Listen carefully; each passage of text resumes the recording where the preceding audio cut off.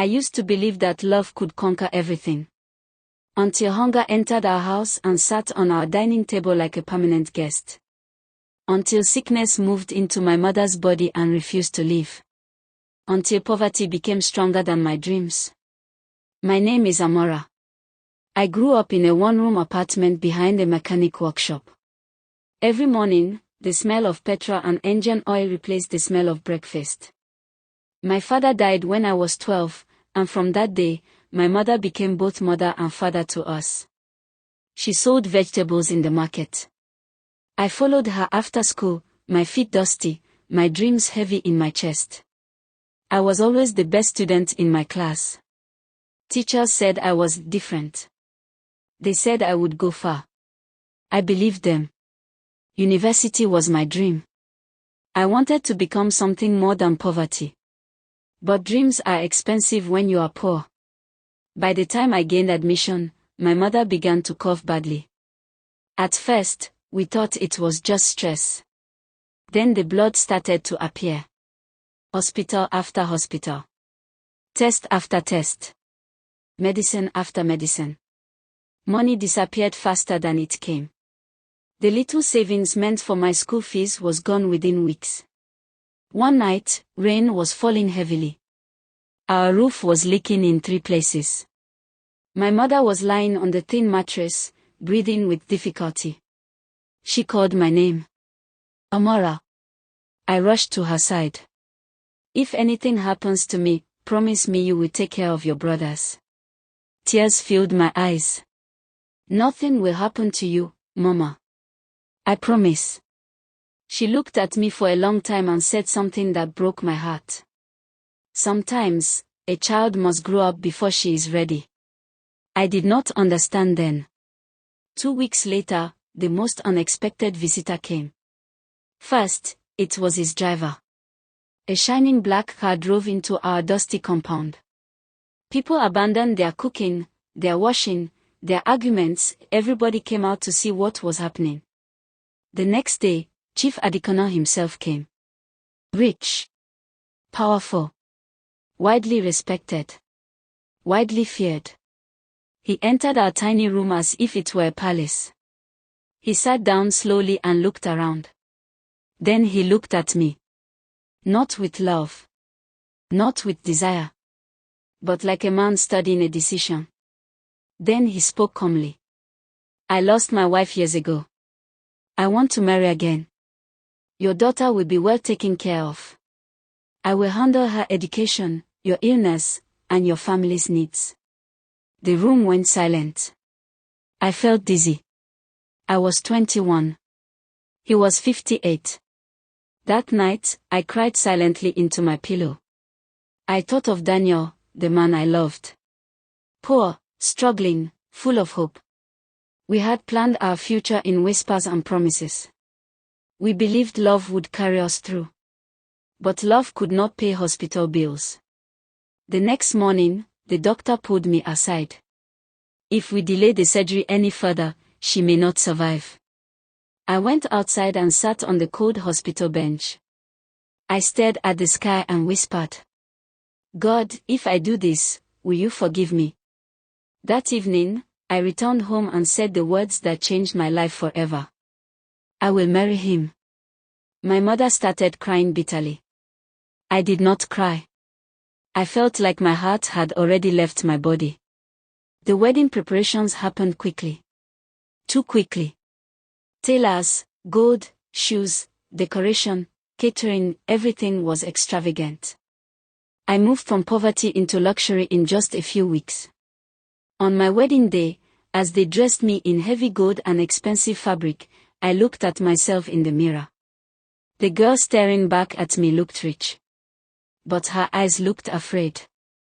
When I walked into the wedding hall, people smiled in admiration.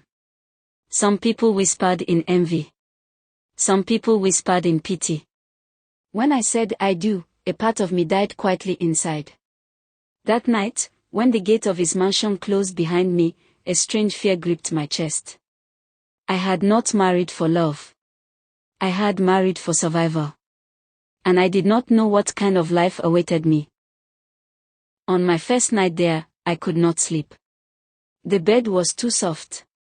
The room was too silent. In my old home, noise had always surrounded me, neighbors arguing, generators humming, children crying. Here, silence had weight. It pressed on my chest. Chief Adikana lay beside me like a stranger with a familiar name. There was no tenderness. No romance.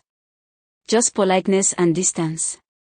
He spoke to me with respect, even kindness, but never with affection. I was his wife. Yet I felt like a guest. Days turned into weeks. Weeks turned into months. Money flowed around me like water. I had a driver. A maid. Designers brought dresses to my room. Jewelry was kept for me in boxes that sparkled under the light. But inside me, nothing sparkled anymore. Every morning, I woke up with a heavy heart. Every night, I slept with silent tears. I watched my life from a distance, like it did not belong to me. Still, I kept reminding myself why I was here. My mother is alive. My brothers are in school. My family is safe. That was the price I paid with my happiness. My mother recovered fully. The first day she visited me in the mansion, she could not stop crying. She touched everything in wonder, the curtains, the chairs, the floors. My daughter has entered the palace, she said. I forced a smile. But when she held my hands and looked into my eyes, her voice broke. Are you happy, Amara? I could not answer her. I looked away. A mother always knows. Months later, something happened that reopened the wound in my heart. I went to a supermarket one afternoon with my driver. As I reached for a carton of milk, my hand brushed against another hand. I turned. And there he was. Daniel. Older. Stronger. Better dressed. But with the same eyes that once looked at me with hope. For a few seconds, neither of us spoke. Then he said quietly. So, this is where life brought you. Yes, I replied softly. So you chose comfort. I hesitated. I chose survival. He nodded slowly. We stood there awkwardly like two strangers who once planned forever. When we finally parted, he did not look back. That night, my chest burned with regret. I cried until my pillows were wet. For the first time since my wedding, I allowed myself to feel the full weight of what I had lost. Not long after that, Chief Adikana fell ill. At first, it was just fatigue. Then weakness.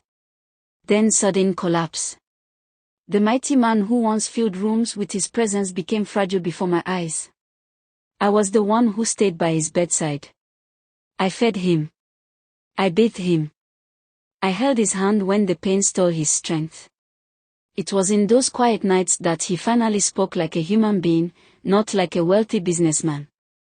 He told me about his first wife. She married me when I had nothing, he said weakly. We struggled. We borrowed. We suffered together. The wealth came after she died. I became rich for a wife who could not enjoy it. His eyes were wet. I married you because I was afraid of dying alone. Those words hit me deeply.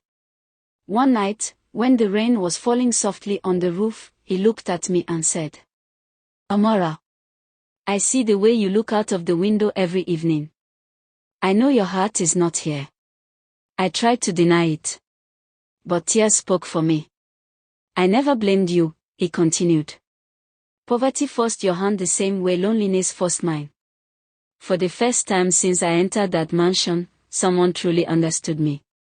Weeks later, he recovered. Everyone in the house rejoiced. But something had changed between us. There was no longer silence, only truth. One morning, he asked his lawyer to come. That day, my heart was beating strangely. I did not know why. When the lawyer arrived, documents were spread on the table. He signed them calmly. Then he turned to me and said words I never expected. Your school fees have been fully paid to graduation. Properties have been transferred into your name. Your family will never suffer again. My niece weakened. Then he said quietly, "You are free." I froze. "Free, how?" "This marriage ends today," he replied. I broke down in tears.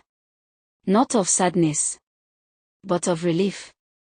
"You gave your youth for survival. I will not keep your future too." Leaving that mansion felt unreal. For the first time in years, I breathed as a free woman. I returned to school with a quiet determination. I studied harder than ever before. I no longer wanted to just survive, I wanted to live. Years passed. I graduated.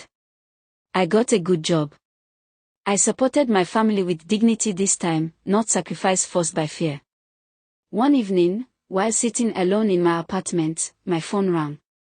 It was a number I had memorized by heart but never called. "Daniel." We talked like old friends. Slowly. Carefully. Like people walking on broken glass. There was no poverty between us anymore. There was no desperation. Only two people who had healed. Months later, we met again. This time, without fear. This time, without sacrifice. This time, with choice. I once married to survive. But survival taught me this. Money can rescue a family. Power can silence poverty. But only love and freedom can give peace to the soul. And I finally chose both.